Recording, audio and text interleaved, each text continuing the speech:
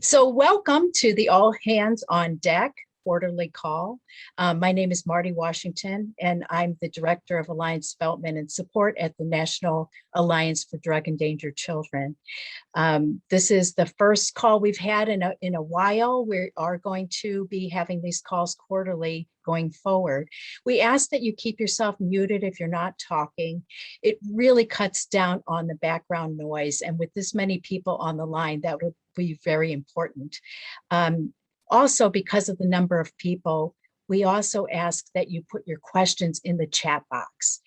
We will get to them after the speakers, but there's just too many people on the call to take calls verbally. In the chat box, if you could please sign in so we know who's with us today. If you could put your name, the state that you're calling from, and what discipline you represent. That would really help us to know who's on the call with us. So that's it for the housekeeping. The purpose of these calls is to offer an opportunity for people who work with drug endangered children, who do work around drug endangered children, to share effective protocols and strategies with others that across the state. And what we're hoping is that we can learn from one another by hearing about practices from other folks. We can brainstorm solutions to challenges people may have, and we can share successes. So that's really why we're having these calls. With me on the call is our Executive Director, Scott Henderson, also Stacy Reed and Eric Nation. Each quarterly call, we're going to be focusing on a particular topic, and basically what we'll be doing is picking a topic that really illustrates strengthening interagency collaboration and supporting drug endangered children. So we'll have a different topic each time. After today's speakers, there'll be a time for a question and answer.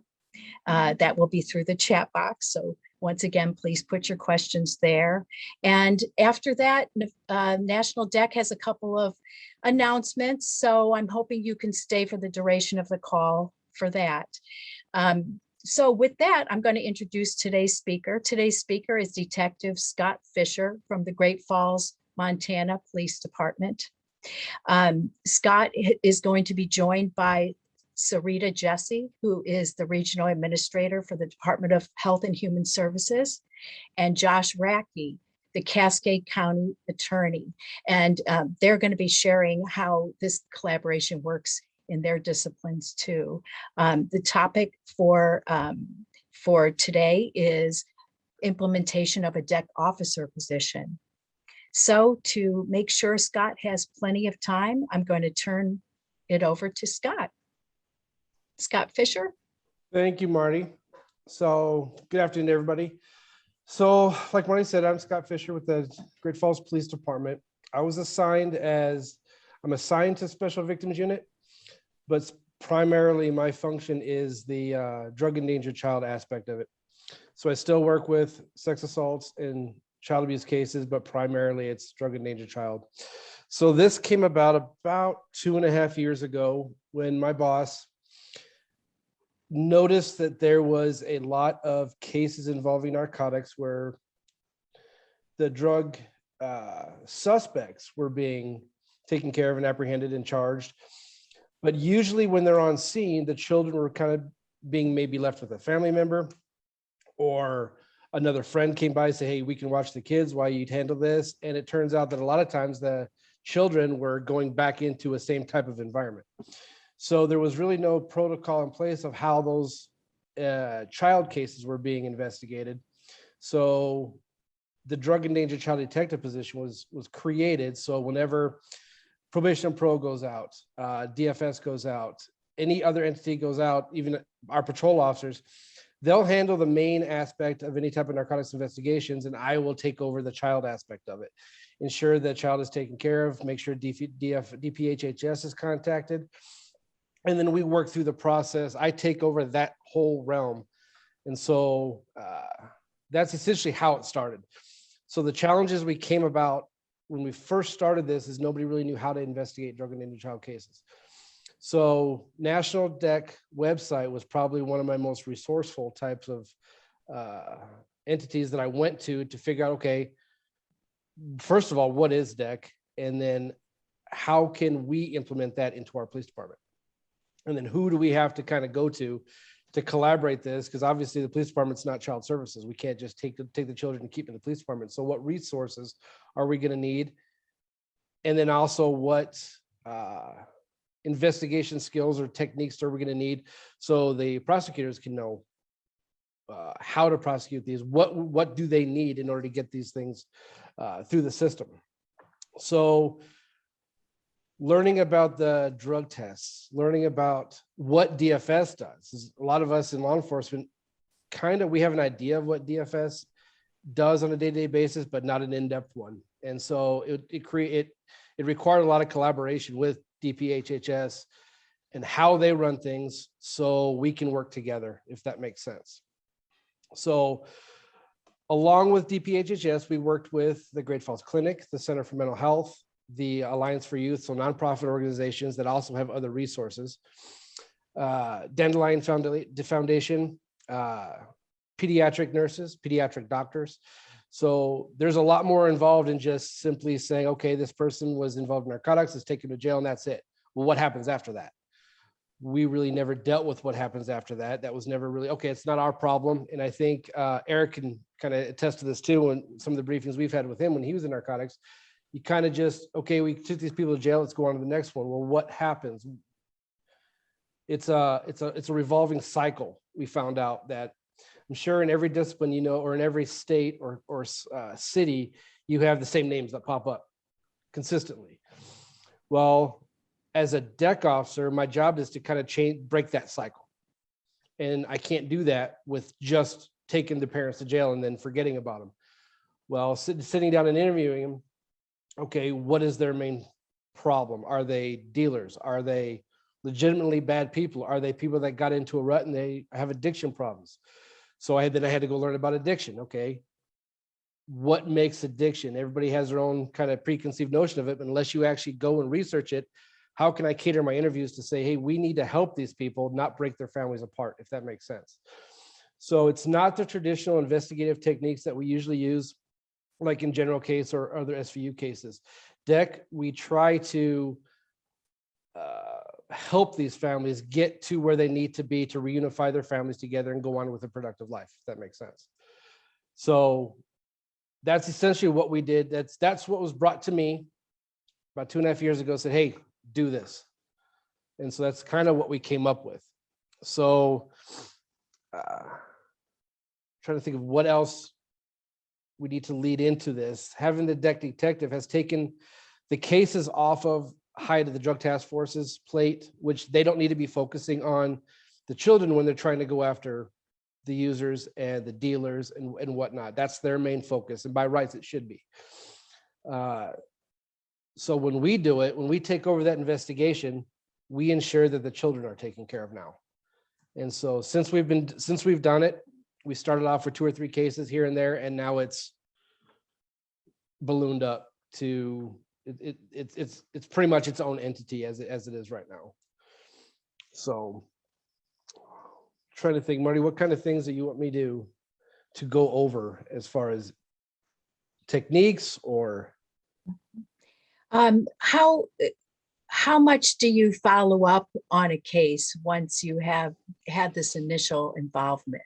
So if it's a major case, like we've had several cases that have they started off with maybe a child abuse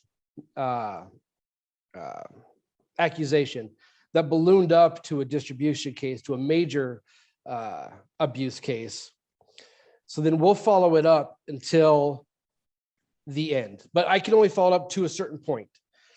And that's, I mean, as much as I would like to keep going on all these cases to see how they go throughout their life, it's just not feasible just because of how many we have. That's where DPHHS comes into play. They're the main realm. They're the ones that handle ongoing type of treatment or help and secure planning with that. And so a lot of times we set it up through the MDT, the multidisciplinary team.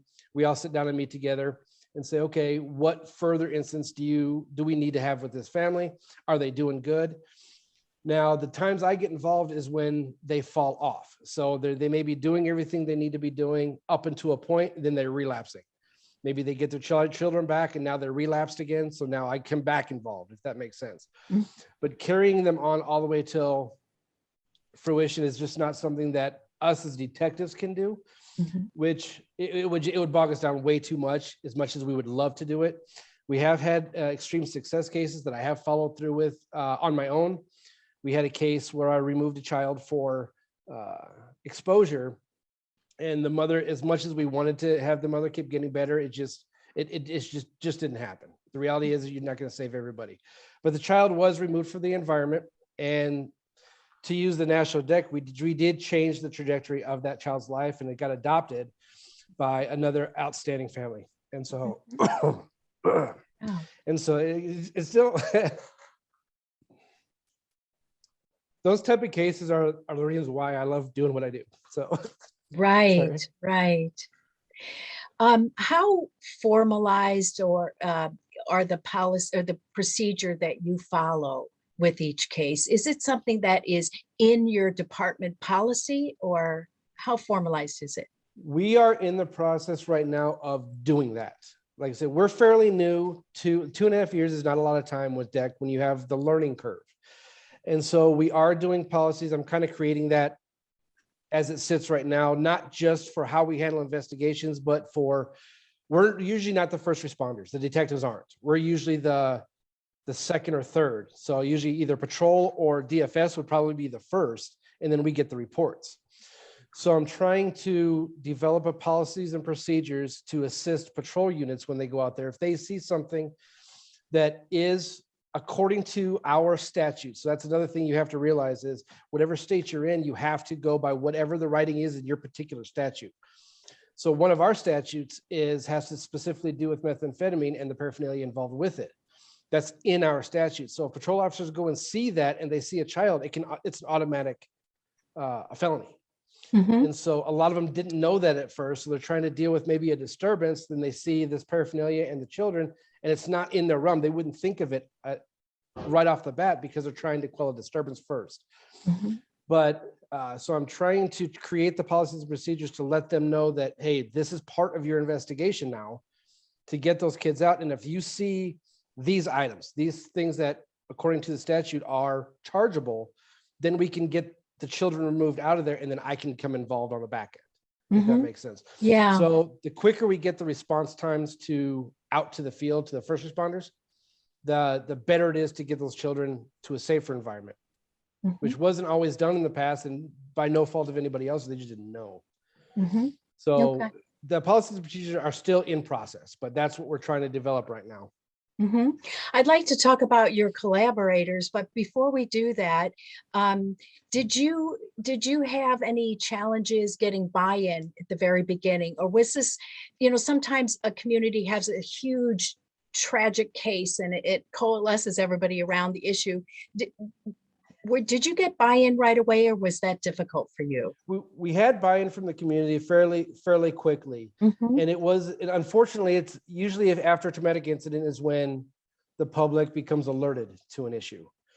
And so we've had several cases that were either higher profile or tragic that said, hey, we have a problem here. And we got a lot of the community here is absolutely amazing, and they're extremely supportive of this. A lot of them are like, well, why weren't we doing this before? Well, hindsight being 2020 is always a beautiful thing, but you don't always have that right off the bat.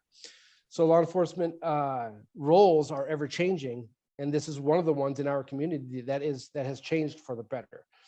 So we are trying to instituting the Cascade County Drug and Native Child Alliance for that reason, to get the public more involved, to help recognition, not just to law enforcement or first responders or even DFS, but to people that would see children on a daily basis. So that's not something you would see necessarily law enforcement doing a lot, going out to the public and educating them on certain things and how to recognize it, just because of the nature of our jobs. We're always going call to call to call or case to case to case. So we're trying to get the community involved as far as if you work in a cable company and you're in these people's houses setting stuff up, what do you see? Or how to recognize even clerks at the grocery store if they're seeing something. I mean, those are the kind of things we want to get the public out there to notice. So collaboration with nonprofits is the best way to do that, like the Alliance for Youth or Dandelion Foundation, United Way. All those groups are essential for that, along with DPHHS. Yeah. We had good buy-in. Yeah, certainly awareness is an important piece of getting that buy-in. You've mentioned some of your collaborators very briefly. Could you give us a feel of what their roles have been in the collaboration? So DPHHS, probation and parole, and the sheriff's office have all of us have been unified together. In the very beginning, it wasn't tumultuous. I mean, it wasn't a bad relationship by any stretch of the imagination. A lot of us didn't know what we were looking for. And so the learning curve has been a little bit, I wouldn't say difficult, but it was, okay, we didn't know this now, or we didn't know this before, but now we do. We didn't know this before, and now we do. So, well, why didn't this happen? Well, we didn't know about it. So the growing pains have been there, just like any other thing that's in its development. But along with the sheriff's office has an actual drug and child detective too, Detective Cambick, who's on here. And then with DFS, I think the biggest hurdle, so to speak, was documentation, which that has been overcome. Like, okay, we need these documents, but they have their own policies and procedures. So how can we, and that's with any group, we have to try to become mutual in the sharing of information. Some information, just like law enforcement can't share with certain people, DFS was the exact same way. And so we kind of developed a way where we can share the information that is required for us to both of us do our jobs effectively. And it's worked out amazingly. We have a great relationship with the other partners in these groups. Are you part of a DEC Alliance? And if so, talk about that involvement. The DEC Alliance for Cascade County is in its infancy right now. We are developing one along with Eric and Stacy have came down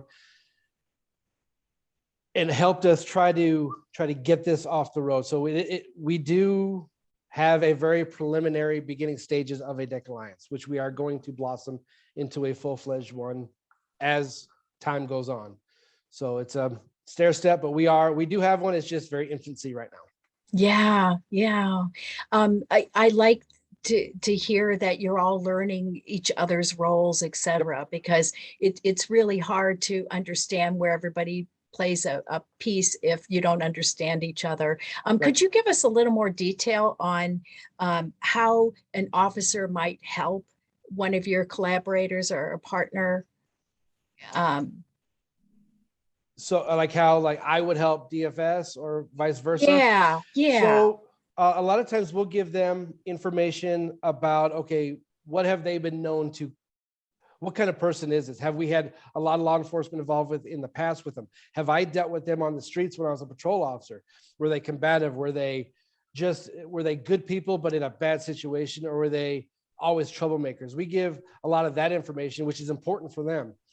We give them kind of, okay, these people have dealt with these friends. Well, maybe DFS wants to place a child with maybe this person's parents. Well, we may have information that say that's probably not the best idea. Right. And so we help them in order to be able to place the child into a properly safe environment, or vice versa.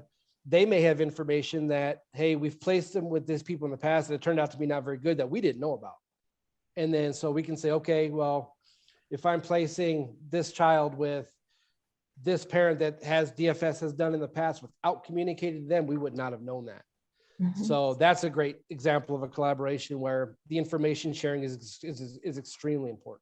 Yes. And it's fruitful. We do that on a daily basis. I get emails constantly from the DFS workers. We have a great relationship with them. They'll send me drug tests, hair samples. Hey, can we do anything with this? What's this? They're following what they need to be doing. I was like, okay, well, let's continue on. I'll do my investigation, but rather than charge, let's say I will ask their opinions. Do you think charging these people will get them moving forward? Now, depending on circumstances, it's not always the case. But if they're in a rut, they're doing everything they're supposed to be doing, and they're getting themselves out, okay, I'll collaborate with them on their best opinions on what's best for the family. And then I run that by the county attorney's office also. Yeah. So that's where our collaboration takes effect. It's not just about taking people to jail. Yeah, right, right. Now I'm looking down the list of the individuals here, and I think the two that we had mentioned are here. Maybe we could hear from the Cascade County Attorney. Is that the one that you just mentioned? Yes, Josh that's Racky? Josh Racky. Josh, are you here? I am here. Hi. Would you So, go ahead? oh, go ahead. Sorry, go ahead. I was just going to get you started, so it sounds like you're ready to go. Yeah, me and Scott talked about this yesterday, and Scott kind of hit it on the head that, and I don't want to belabor this point. The one thing about deck cases is they take almost a paradigm shift to realize what you're going for. And most of in Montana, and I don't know about every state, the county attorney's office is going to be both prosecuting them criminally and usually going to be representing them on their we call them DN cases or youth in need of care cases. And so we're going to be looking at both of those, and both of those are very important. And in the end, most parents are probably going to get their kids back. And so on the criminal context, we almost always want to use that more as a hammer to make them do the right thing to protect their children later on down the line. And so that's what that's important for. But it takes a good investigation to make that happen, because if the person has no threat of a potential criminal prosecution, oftentimes that's going to be their motivation to change. And so that's a lot of times where we coordinate with Detective Fisher. He does a great job on the beginning of things, is making sure we have the right evidence that we need to really put that down. The defense on these cases is always the same. I left them with usually an unnamed babysitter, and that's where the exposure came. And so Detective Fisher always kind of hammers that down, so we know that's not the case. You timeline stuff like that. And then we were going to coordinate with our Department of Family Services too, to see how they're doing. And much like Detective Fisher said, oftentimes we say, well, we'll continue this criminal trial out and see how you're doing on your youth in need of care thing. And if you're going to go through treatment, do the right thing and get your kid back, that might be the best solution in this sort of scenario. But it does take a paradigm shift. I think you guys have talked about this before, so I won't belabor it, but I remember 10 years ago doing search warrants for the drug task force, where we had pictures of the residents and there were children playing in there while drug dealers were going on. And that wasn't even a priority for us. But the priority was the drug dealing. And so now the priority is, and I've talked with my drug task force folks, is we're never going to put a child in danger to make a good drug case anymore. But it's a paradigm shift. 10 years ago, I would have done it the other way and thought that was fine, right? And that's why positions like Scott's position are so important, is they can immediately call Scott and get him in there. He's got the tools to deal with the kids who are going to be the most important in this situation. So. Yeah. Please don't worry about belaboring any points. We have people on this call that have been working for years on this issue, and some that are brand new to it. So, definitely feel comfortable telling us, what insights you have that caused that paradigm shift for you. I know what caused it for me is that we had a case where we were doing drug buys into the place, and the one of the gals that was at CI was taking pictures, and that child died of a drug overdose about a week later, result of finding drugs in that house. And we realized that at that moment we weren't doing this right. We didn't, we could have broke that up right away. And so that was a very tragic situation, but something that certainly caused the shift in my mind, and really changed our course, which leads us here, 10 years later, to a really different way of viewing this. Yeah. Do you, I'm not sure how big the Cascade County Attorney's Office is, but did you receive special training on this issue, or was it something that was just assigned to you and it spoke to you? How did that happen? We haven't received special training, other than we get some training once in a while at our conventions. We just, you know, we learned a lot of it by trial and error, quite frankly. You know, one of the examples is that's recently come up, and Scott's did it. I know we have a case right now like that, swabbing the children's toys and showing that the exposure came from the children's toys rather than the walls. Swabbing the walls is always a good idea, except for then the argument we'll hear in court is, well, it was just a bad apartment, right? I moved in here a week ago. How was I supposed to know, or whatever? So swab the toys. That shows they're directly exposing to the kid. And that was actually Detective Fisher's idea. And it's been very, very helpful. And then coordinating with DFS, because we can't in Montana compel a drug test, where DFS can normally. And so to get that confirmation that not only has the child been exposed, the parent has also been using methamphetamine. It's almost always methamphetamine, but could be any drug, but methamphetamine. And so bringing those things together has been very important. Yes. Okay. Well, we really appreciate your perspective. Is Sarita Jesse on the call? I believe I saw her name come in.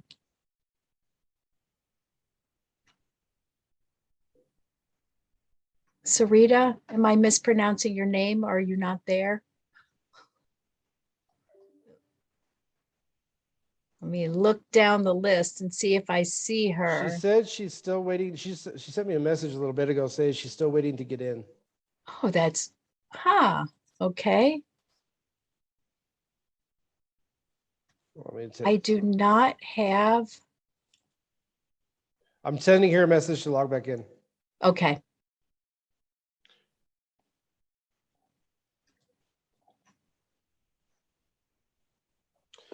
So I just want to hit on something that Mr. Aki said.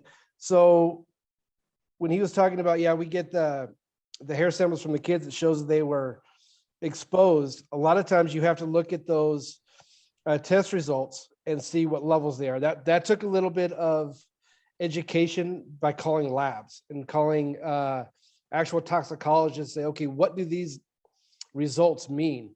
Are they so high? I've had them so high where they're as high as an actual user is. And so I didn't really understand what all the levels meant when it came to nanograms and picograms and per 10 milligrams and whatever. But that's a key part of, okay, they were exposed and how exposed they were. I think we all agree that any exposure is going to be unacceptable, but it's the levels that make the difference, especially when you're dealing with the parents and you're comparing their levels. And that's where the totality of, all the law enforcement officers on here know the totality of the circumstances. I had a house that I was investigating, or I had a complaint that I was investigating where the neighbors called in and say, hey, there's kids at this house and it's a meth house. Well, it turns out that it had been in foreclosure for 8 months, and the people that moved in were moved in to flip it. Well, it was a former meth house, and it was all captured in the walls. So when they were tearing out walls, then all the residue was getting on everybody. And so everybody tested positive, but for the exact same amounts, if that makes sense. So after the investigation was completed, I found out that, yeah, these guys were just moved in to flip the house and they have no involvements in narcotics whatsoever. So that goes to the totality of everything. You can't just take one thing. You have to take the series of things. What's their past history? Is there any previous DFS cases with them? What did the house look like when you first walked in there? What did DFS notice when they first walked in there? And then obviously the test results too. So and then the interviews.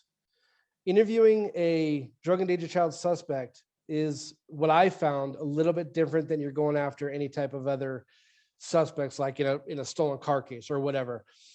I have to let them know I'm there to educate them. And yes, I still need to get the information I need, but I do it in a different way. You're not coming at them harsh. You're pretty much their best friend. And I want to get their understanding, because the prosecutors and also look at these interviews, and I want them to see, are they remorseful? Are they just trying to blow smoke? Are they trying to cover their butts? Are they legitimately caring for the children? Did they not know what they were doing was exposing their children? That's very, very important information on the treatment aspect of it, especially for DFS. Well, okay, they are extremely remorseful. They didn't realize this. They need help. They need treatment. Okay, let's see what we can do to help them. Or on the flip side, they just don't even care. And so that's another extremely important thing. So the totality of everything and the sharing of information, especially when those come about, is important, not to just to the prosecution, but to the treatment also. Yes, definitely. I'm looking at the chat box, and Stacy Reed has shared that they often see children with high levels of substances on their bodies, as their bodies don't process it out like adults will. Right. So you'll look at the exposure, and you got to look at the different tests too, which is one thing that we had to educate ourselves on. You have blood and urine tests that DFS can do on somebody right then and there. And like Josh Racky said, that, we can't compel them to, like a probation officer can and DFS can. Well, a blood or urine sample is only good for about a 72 to 96 hour window of when's the last time they used. But a hair sample is up to 3 months. Now, we can't tell, I mean, you can actually get it broken down by what month, but generally speaking, if it's a hair sample, we can determine exposures within that 3 month time frame. So they may not have used the week they know they were going to DFS, so the UA is going to come back clean, but that hair sample is going to come back to whatever levels they are, and that's how I correlate more. In fact, I actually did a swab. I don't know if Josh remembers this, when I did the first time ever I did an actual oral swab on a child, because we got information that like the day before, mom blew methamphetamine smoke in her face. It turns out the swab was positive. So that shows me an exposure rate within 72 hours. Yes. And so Yes. all that is very, very important. Yeah. I'm turning back to the chat, and Eric Nation has shared that no child is worth being endangered over a drug case. And we heard you say that earlier, that, that was the paradigm shift, that the child needed to be put first. And also I'm seeing in the chat, I don't know if this is from Stacy. It comes right after her last thing, but she wrote, Scott, I love that you're gathering all sorts of information. You're looking at the residents, you're talking to people, you're testing folks, you're getting perspective and checking on protective factors. You are thinking outside the box. Well said, Stacy. Sarita says she's waiting on host. Oh, and I don't have anyone in the waiting room. Eric or Stacy or Scott, do you see anybody in the waiting room? I don't have anyone in the waiting room. I do not. I can try to email her if I have her email.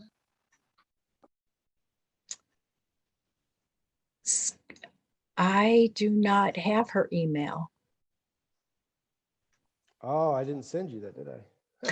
Can you, gosh, can you forward this invitation in your calendar to her? Maybe if she starts with a fresh link. Doing it right now. Okay.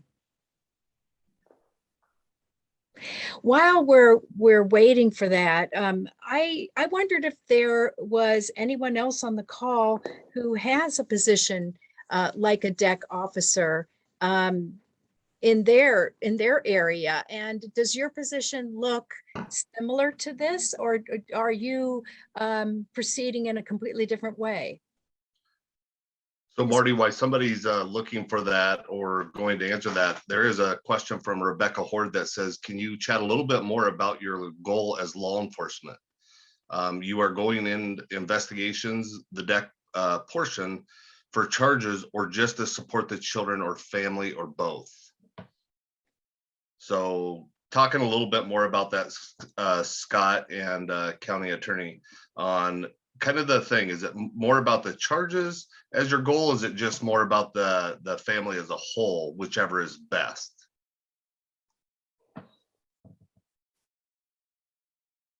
Hold on one second. Sorry, okay. I was just sending her the link. So the goal is a lot of times for me, I don't know about for Josh, but for me, it's going to be case specific. So a lot of that comes down to the interview. So the ultimate goal is to the reunification of the family, if at all possible. We've had instances where we arrested one of the biggest heroin dealers in the state, and the wife was in on it. Well, what's the end goal? It may not be the unification of the family right off the bat, unless there's a dramatic dynamic shift in their family, if that makes sense. So usually on a case-by-case basis is what my ultimate goal is, usually the reunification of the family, because you don't want to tear families apart, because then it could end up in a bad situation all around. But are you making a better decision by keeping the family cohesive, even though there's a major problem? Or are you better like that example I gave before, where the child was adopted and we changed the trajectory of that life, and the mother, unfortunately, we couldn't reach her to get help. So my ultimate goal is always to try to reunify the family when feasible.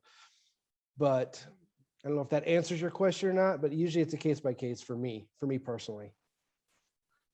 So Scott, I think that is a good answer to the question.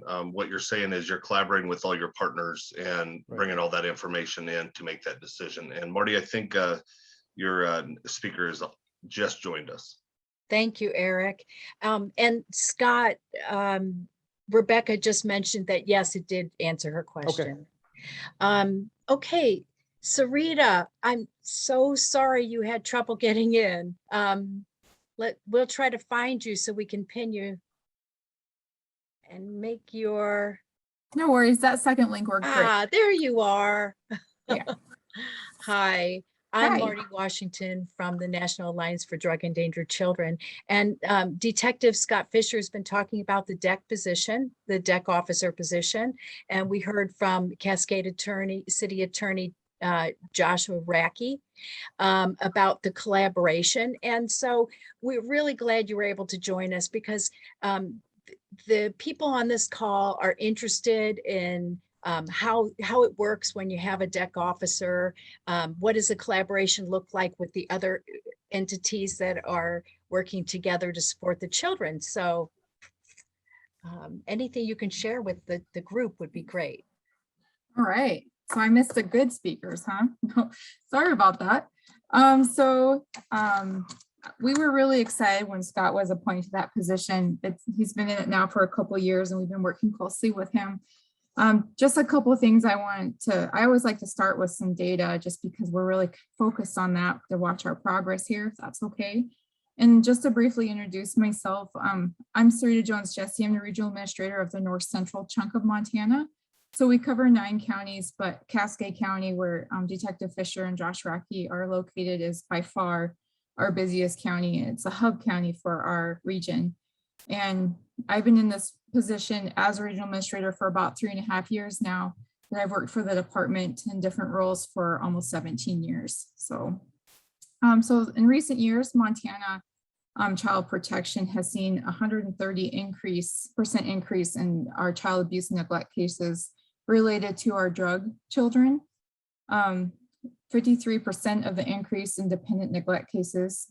And so just here in Cascade County, in the last year from July 2019 to July 2020, 83.5% of our removals are drug related, and 70% of those are methamphetamine. So with those numbers, I think Child and Family Services was definitely like, hey, we need to link up with our community, because it's not just one of our agency's roles and not just one of our agency's responsibilities when it comes to protecting our littles. Sometimes we have different end goals. We fully recognize that. Anybody in child welfare recognizes when they work with a different agency, there might be a different end goal associated with that. But frontmost is always the safety of our kids. And that was something that our police department, our county attorney's office is very passionate about in this county. We have a very good working relationship. And because of that, it's made this adjustment go a lot smoother, having one detective that we can call anytime, that responds to us, that we have that communication with has been vital. And when I met with my supervisorial staff about this conference, I'm like, is there anything you guys want me to specifically say? And they said that communication is key. We can call him anytime, ask, hey, is this house on your radar? Are these littles on your radar? Internally, we knew that there was some training and internal work we needed to do to also educate ourselves better on our drug endangered children. So some of our community agencies were able to send 2 of our safety resource specialist staff through DEC training. And also during that time, they were able to include Alliance for Youth, federal and local probation, our local hospitals are on board. We also had our local health department attend to. So that team approach was vital to the success that I've seen with Detective Fisher and what he's done with that. So internally too, we also revamped our substance use disorder training to really include sections of drug affected children, to have social workers and CPS, when they respond, to ask those questions. We train them on having those discussions with children, the exposures of the danger. We revamped what kids go to the hospitals, what kids don't go. And so those are just kind of things that we've been working on lately with our agencies here, but hopefully I didn't ramble, but yeah. No, that's all really great information. Can you talk a little bit more? You mentioned that you, because of your involvement with the DEC officer, you've gotten some additional training specific to drug endangered children, but you've also changed the way you ask questions. And can you talk a little bit more about what some of those changes? Yeah, so our CPS or child protection workers are trained in forensic interviewing, and then they're also trained, they go through several trainings. And so what we did is we took one of those trainings and we did questions designed specifically for drugs in a home of a kid, like what to ask, like, hey, is there a lot of people in and out of your home? You know, what happens when mom does that with a needle? So like specific questions. And before our drug training, we would just ask, you know, is there anything going on in your home you're not comfortable with? We were able to like nail like things down, because if a child can say, hey, daddy has 15 friends that come over every night, they come in, they shake hands, give each other something and leave, and that's a big indication that there's something else going on besides a barbecue. So we really started from our front line and then worked it all the way up to our supervisor staff. Great.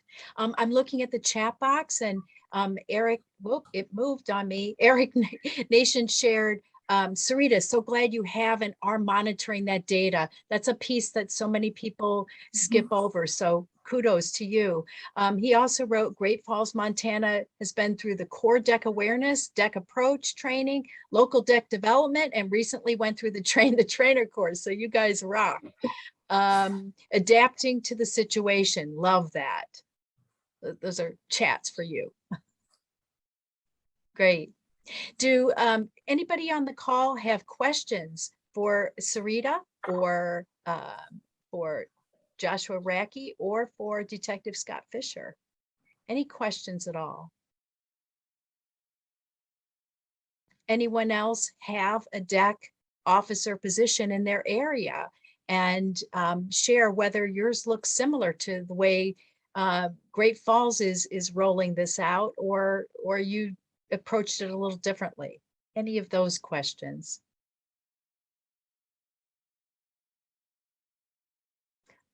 I invite any. I'll just give a moment for people to think.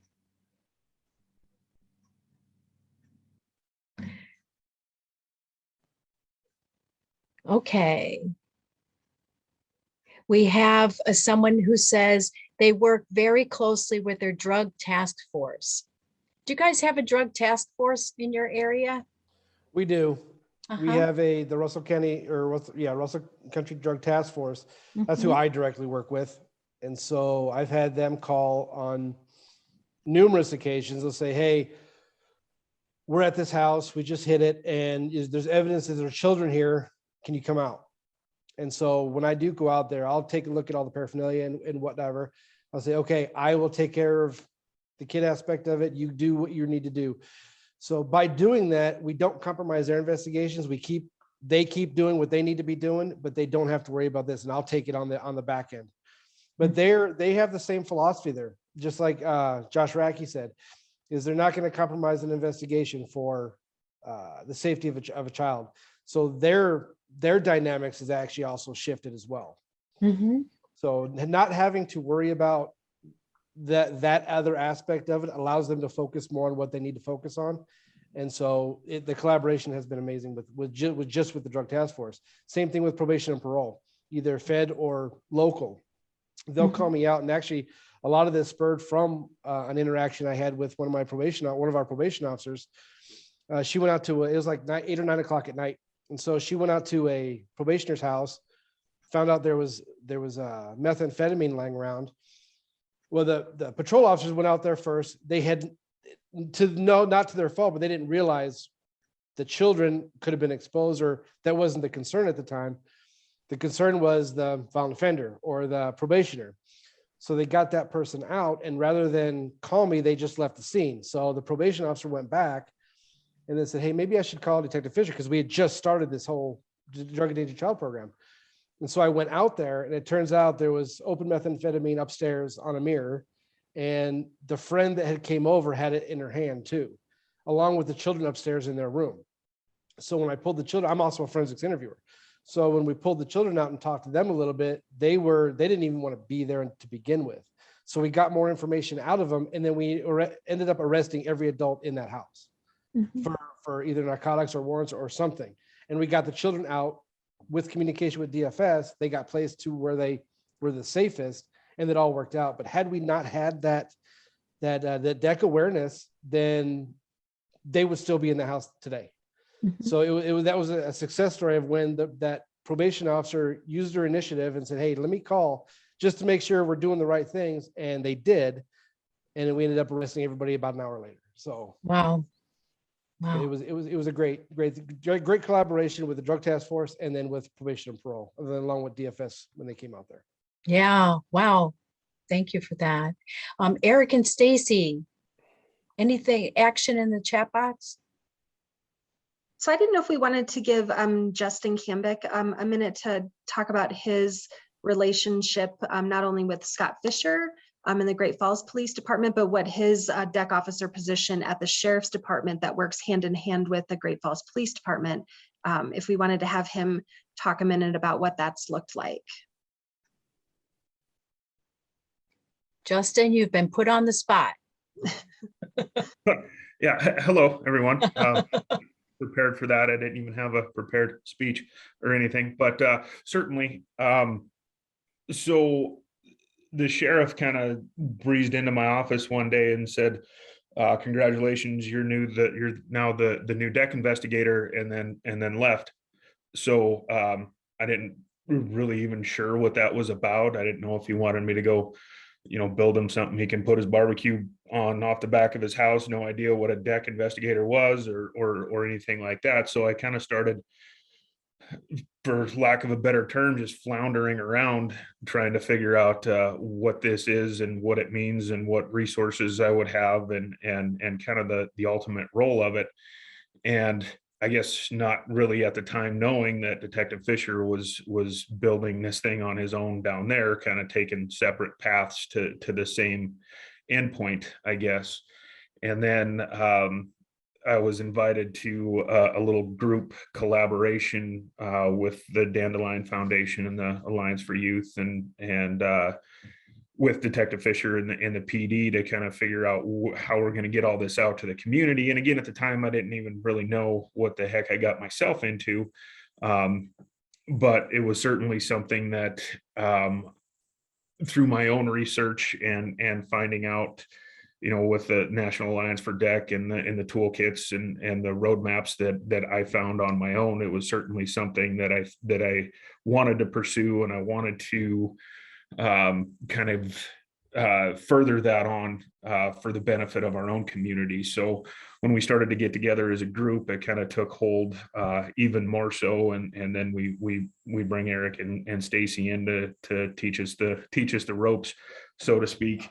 And I guess kind of from I guess there's different goals and levels that we all have with this, the 500-foot view of what you've got going on as a deck investigator. Yes, you want to put together successful prosecutions. That's what we do as cops. We investigate crimes and submit that to the county attorney's office for prosecution. And we want to do the best we can for those, however that looks up. But then there's, a 500-foot view, and then the county attorneys come in and go, okay, well, what's the best for recidivism and how do we prevent that? And, the 5,000-foot view, where what are we doing for the interest of the child? What that thing in the box? What is the best step for them, and how do we keep them going on the right path? And then the 50,000-foot view of, how are we improving our community? How are we eradicating these big problems that come with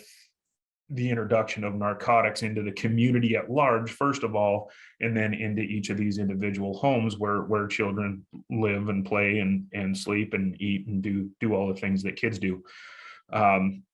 So when you talk about, what is the goal, or what are the cases, and how do we start working towards them? I think it's important to keep in mind that it's not a me thing. It's not a Cascade County Sheriff's Office thing. It's not a Great Falls Police thing. It's not a Department of Health and Human Services. It's a community thing, and it takes a community to create these problems. So it takes a community to address them as well.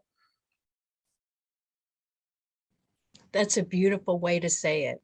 I just noted it. Marty, one of the questions that came up in the chat was for Scott Fisher and for Justin. How are your positions each funded? Are you funded by your department? Or was there a special funding, or how did that work? So I know for us, we have 5 slots for the Special Victims Unit. And so one of the spots is the Sex Offender Violent Offender Registry. And then we have the 3 hands-on, which is the child abuse cases. And then we have the ICAC, the Internet Crimes Against Child. So it was funded just as a regular SVU position. We just added the drug and danger child aspect onto the Sex Offender Violent Offender Registry responsibilities. So now that it's to a point where it should probably be on its own, just the workload. I don't know if Justin can corroborate that, but the workload of a DEC detective, now that it's out there, when we're getting more and more reports, that it should just be by itself. So that's a conversation we're going to have with the department. But as far as funding goes, it's just a regular slot, one of our normal allocated slots for the Special Victims Unit. At the sheriff's office, it's a little bit different. I'm technically general case. In fact, right now my desk is full of a case that I'm working that involves sex crimes and property crimes and wildlife violations. So on top of that, I do the DEC stuff and kind of everything. I have a lot of hats that I wear. It does that. But like Scott said, it's getting to the point, and I think justifiably so, to where I think it would behoove all of us to have somebody dedicated specifically to that and be able to work those cases. They will not find themselves short on workload. They won't be looking for something to do, that's for sure. And I think it's an important role that should be filled specifically for that. Thank you for all of you for sharing about the DEC officer. And I know there's people on this call that are interested in possibly having a DEC officer position. Tennessee wrote in the chat that there's one, but I know there are others. So hopefully this conversation has helped to move them to the next level of what they can do. So we've got just a few minutes left, and I know Stacy, that you had some updates in regard to Check Deck and the launching of that. Yes, so if you all haven't heard about our DEC app, I would encourage you to go to your app store on your phone or tablet and download Check Deck, and we'll put that information in the chat box. It's Still in production. We have 4 different phases that we're working through, but we have recently launched phases 1 and 2. That doesn't mean anything to you. It just means that our app is live. We are going to be providing some updates, and we're working with a team across the nation of folks just like you guys. And actually, some of you, I think our testers are actually on the Zoom call. But we just want people to download it and use it. And basically, the reason why we developed this app was to connect families and professionals with all sorts of information, including information around drug endangered children, around substance use, around domestic violence, but also to connect them with real-time resources in their area. So it is geotagged. It has a ton of information, and we'll be adding more information kind of as we go. And we'll be having a national meeting that you will all be invited to attend within the next couple months. We're just now setting dates with our staff and our partners. So be on the lookout for that. We want you to come join and hear about it and share your experience with it. We'll also be putting some information out on our social media, so our Facebook, our Twitter, and our LinkedIn pages. So interact with us and give us your feedback on the Check Deck app there as well. But we want you guys to be able to use it and to share it with the folks that you serve and the communities that you work in. And Stacey, one addition is not only are you going to be able to share it and use it, you're also going to be able to help make it better by adding resources. They may be resources that are specific to your local area that may not be web-based. So one of the things we're building into the application is the ability for you as our alliance partners to be able to share information, services and resources that are specific to your area that and make those available via the app as well. So this is something that we'll all be able to work on together and to develop together to provide services and resources to families all across the country. Great.